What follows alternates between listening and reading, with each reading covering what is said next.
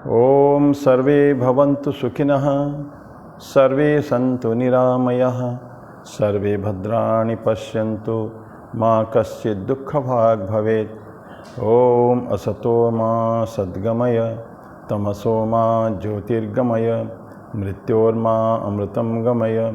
ओम शांति शांति शांति। हरि ओम तत्सत्। श्री राम कृष्णार्पणमस्तु। भगवान श्री राम कृष्ण देव, जगत जननी माँ शारदा जी और स्वामी जी को प्रणाम अर्पित करता हूँ। मेरे गुरुदेव पूज्य स्वामी भूतेशानंद जी महाराज जी को मेरा प्रणाम और आप सबको मेरा प्रणाम। आज इस वीडियो में थोड़ी सी भगवान बुद्ध के बारे में जानते हैं सभी हम लोग। आज के शॉर्ट वीडियो में हमको भी उस मार्ग में चलने की आवश्यकता है। महापुरुषों को हम लोग पढ़ते हैं, उनको अनुगमन करने के लिए, उनका पालन करने के लिए।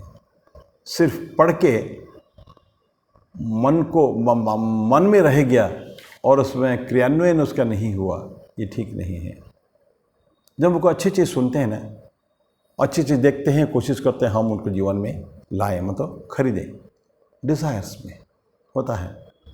लेकिन ये हम एक छोटा सा में कहीं सुना है, कहीं मतलब वो डॉक्टर गुरमीत सिंह नारंग जी का है, ये सेइंग है। उनके एक डेली व्हाट्सएप ग्रुप है, उसमें इंदौर के, मैं पहले बोला हूँ, कई सारे उनके पुस्तक के ऊपर, उनके थॉट के ऊपर हम लोगों ने वीडियो बना रखे हैं मैंने। तो आज जो है, बुद्ध को क्या ज़रूरत पड़ गई कि जीवन के ऐसो आराम, राजपाट, महल और रथ छोड़ कष्ट में जीवन को जीने की।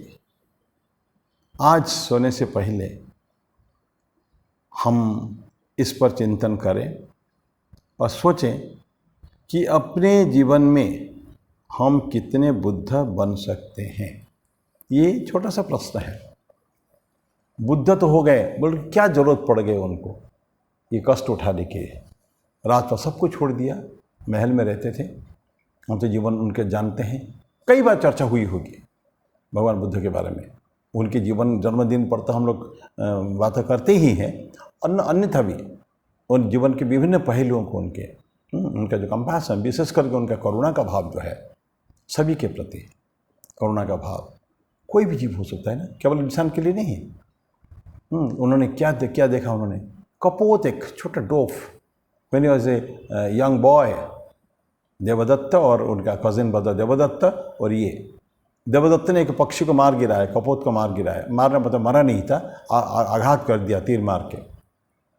और भगवान बुद्ध ने उसको उठाया, उसको शुश्रूषा की, उसको सेवा की। देवदत्त और ये दोनों राजा के पास गए कि देवदत्त बोला, मेरे को गिराया है, ये मेरा है कपोत। बुद्ध बोले, मैंने उसको बचाया है, ये है मेरा कपोत। तो फाइनली राजा ने दिया, जो प्राण बचाता है उसका हो जाता है, जो मारता है उसका नहीं। बचाने वाले ज़्यादा महत्वपूर्ण होते हैं मारने वालों से। तो फाइनली सिद्धार्थ, तब तो बुद्ध नहीं हुए थे, सिद्धार्थ वन दैट।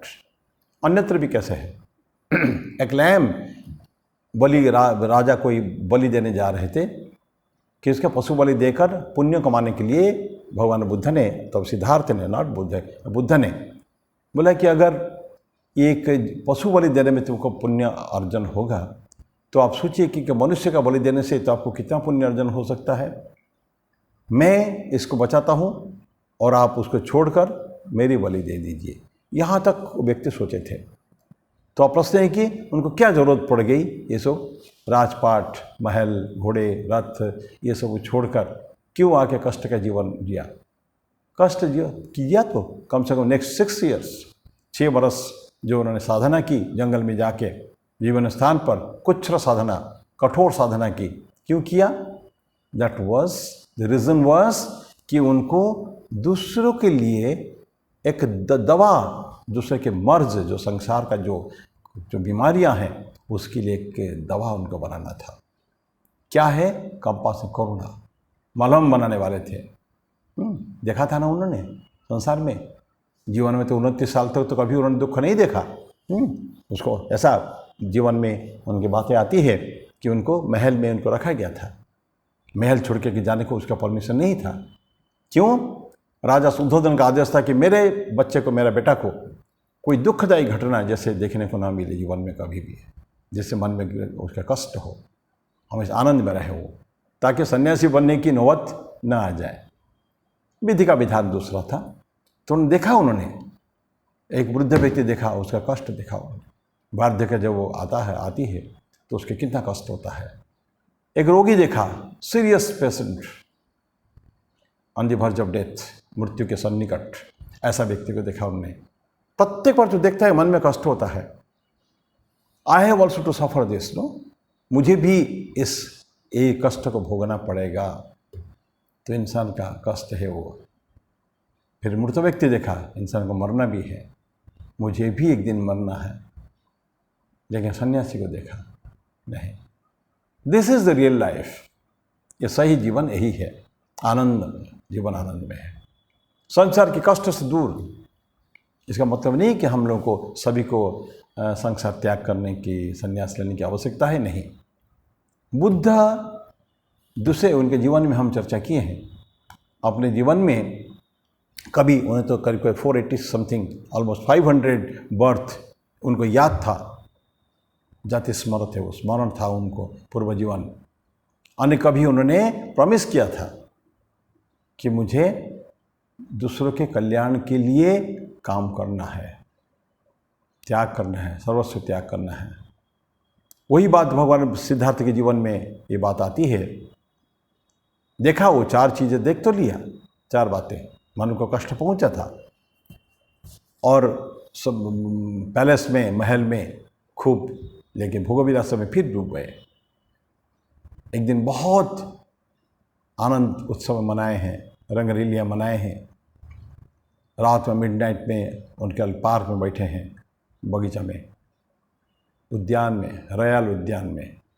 तो उनको आकाशवाणी हुई, Siddhartha, awake to your promises, तुमने दूसरे जन्म में जो प्रॉमिस तुमने किया था, अपने कसम खाए थे, प्रण लिया था, अपने जीवन को तुम उत्सर्ग कर दोगे लोगों के कल्याण के लिए काम करने के लिए।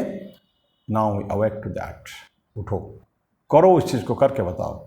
बारंबार ये जो वाणी हुई, now he remembered his promises, then छोड़ दिए। क्या देखा उन्होंने? कष्ट देखा। और क्या उनका मकसद क्या था? क्या मकसद लेके लक्ष्य ले गए थे? इस कष्ट का निवारण करने का है। ये जो दुख कष्ट जो होता है, निवारण करना है। बाद में उन्होंने मार्ग बताया था उन्होंने। ये जो मार्ग उन्होंने बताया था आगे करके, 4 नोबल ट्रूथ्स। संसार दुखपूर्ण है, दुख का कारण है कामना और वासना। फिर कामना और वासना के विनाश में दुख का विनाश, और चौथा में वो मार्ग, अष्टांग मार्ग, सम्यक चिंतन, सम्यक वाणी, सम्यक कर्म, इस 8 पाथ्स, नोबल पाथ्स, ये सब बताया। That was the result of his meditation, result of his 6 year साधना।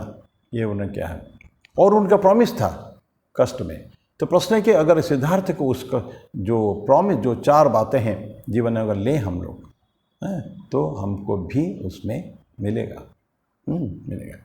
तो भगवान बुद्ध ने काम किया उसके लिए। आगे चल के उन्होंने, ये तो 35 साल की उम्र में उनको बुद्धत्व की प्राप्ति हुई।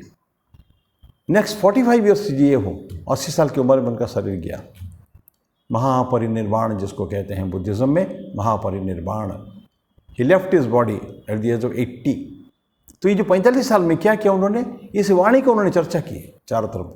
ये जो सबसे पहले 5 सन्यासी के सामने जो उनके साथ साधना करते थे, उनको त्याग करके छोड़कर आ गए थे, सारनाथ में मिलके उनके सामने ये धर्मचक्र प्रवर्तन हुआ। ये जो चत्वारी आर्य सत्यानि, 4 नोबल ट्रूथ्स की बातें सबसे पहले उनके साथ की थी। उसी बात को उन्होंने लोगों के बीच में, जनता के बीच में फैलाया। हज़ारों लाखों की तादाद में उन्होंने श्रवण, वो सब सन्यासी और सन्यासिनियाँ बनाई, संघ बनाया, लेडीज़ के लिए अलग, महिलाओं के लिए। ये सब इसीलिए किया बिकॉज उनके मन में एक करुणा का भाव उदय हुआ था। लोगों को देख के लोगों का कष्ट उनसे सहा नहीं जाता था। तो दैट मीन्स मेन बात क्या है, लोगों को जिसको तकलीफ में कष्ट पाते हुए लोग जो है, सफरिंग ह्यूमैनिटी जिसको कहते हैं, उनके लिए हमको सोचना है। स्वामी विवेकानंद ने ये बोला था, ये हम लोग का एक राष्ट्रीय पाप है, राष्ट्रीय महापाप हम लोग कर रहे हैं।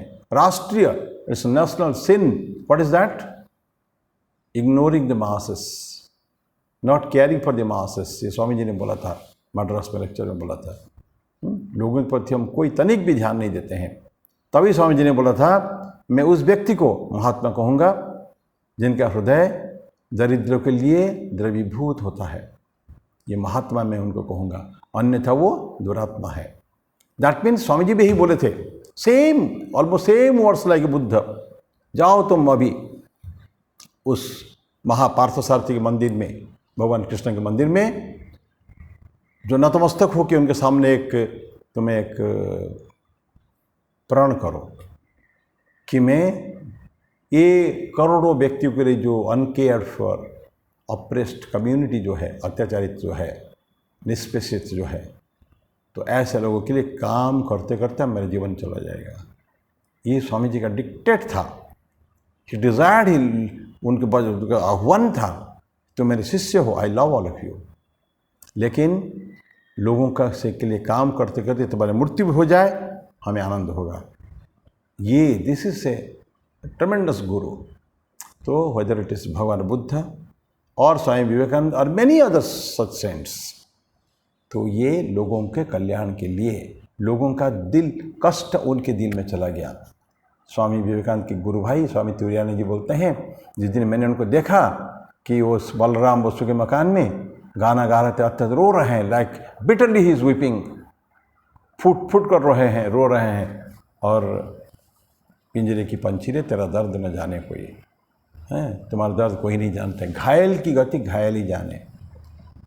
तो बोलते कि ये वही केवल जो अंदर फील किया है कष्ट को, तो वही ही दूसरों के लिए काम कर सकता है। और तुरायानंद जी उसको बोलते हैं कि मेरे को लगा कहीं ऐसा नहीं, ठीक जैसा कि सारे जगत के जो दुख दुर्दशा के लिए एक मलहम अपने हृदय में रख के बनाते हैं उसको, जिसको बाकी सभी समाज के कल्याण के लिए वो वितरित कर देंगे, ऐसा नहीं है। तो अभी जो बाद में प्रश्न पूछते हैं कि चिंतन करें उनके ऊपर, वाई ही डिड, बुद्ध ने ऐसा क्यों किया, या बुद्ध के जैसा बाकी लोगों ने क्यों किया। बुद्ध तो केवल एक उदाहरण मात्र है, क्यों ऐसे लोग करते हैं, सब सर्वस्व समर्पित कर देते हैं। भारत माता के अभी जो हम लोग मनाए हैं अभी आपके अमृत महोत्सव, क्यों लोगों ने 7 लाख 7.5 लाख लोगों ने अपने जीवन की बलिदान दी, क्यों दिया उन्होंने, भारत माता के कल्याण के लिए दिया था उन्होंने। तो ये हम कितना बुद्ध बन सकते हैं, दैट इज़ इम्पॉर्टेंट। ये प्रश्न करते हैं, हम सोचें, आज रात को चिंतन करते हुए सोएं और ये अपने को एक इंट्रोस्पेक्शन करें, आत्मचिंतन करें कि मैं कितना बुद्ध बन सकता हूँ, कि वो कैपेसिटी कितनी है, मेरे अंदर करुणा कितनी है, मेरा हृदय कितना द्रवीभूत होता है उस लोगों के कष्ट देखते हुए। अगर होता है, that is real progress towards spirituality. ये इनका प्रश्न करते हैं।